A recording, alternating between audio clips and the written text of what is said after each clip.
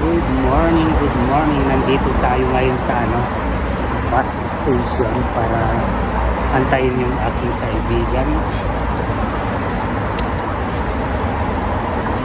Sabi niya kanina, nakasakay na siya pero hanggang ngayon wala pa. Guys, ang bus station, magkaantay ka lang dyan. Nakalagay dyan kung anong oras darating. Pero yung bus na number 3 in 2 minutes pa guys, darating na yan. Ang masama lang kung wala pa dyan sa in 2 minutes. Hala, yung Pilipina dyan guys na tumatawid sa ang karga-karga is bote. Dalawa ang kanyang daladalang sakong bote, pero for sure iuwi niya yung mga bote na yan.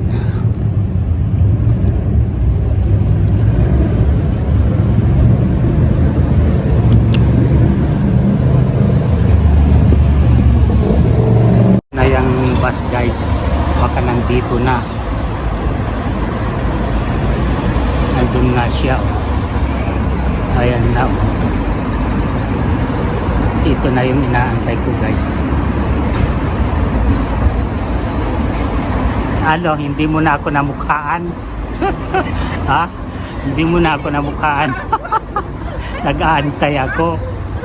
Tama yung hinala ko nandyan sa number 2. Sige, punta na tayo. Bakit hindi pa? Ba't di mo singilin ang amo mo kapag hindi nagpasweldo?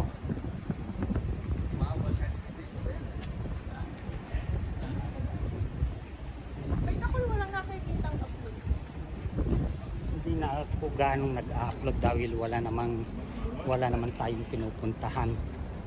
Kahit ba, halimbawa, wala kang natatanggap sa YouTube. Meron, pero hindi na monthly ang sahod. Every other month. Kaya So, totally, lang? ano?